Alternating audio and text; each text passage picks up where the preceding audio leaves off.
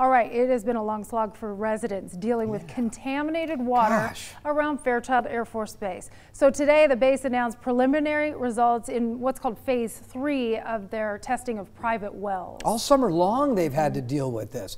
The results reveal that there are still several wells with contamination levels well above what is recommended by the EPA. 2 on your side's Whitney Ward joins us now with more details on what must be very frustrating for those residents. Whitney? Absolutely, Tom. You know, it's been 2.5 months now for some of these families who still cannot drink their own tap water. So here is what is new at this hour. 50 wells were tested on the perimeter of Fairchild Air Force Base. Those samples were taken on the north end as well as the south end of the base.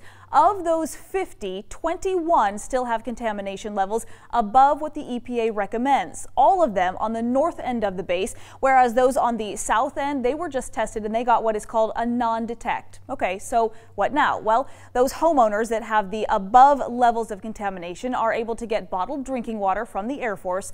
That is for as long as is necessary until there is a long-term fix. Now, another 19 of those 50 wells that were tested will get continued monitoring. So right now the contamination levels are below EPA recommendations, but they want to make sure it stays that way.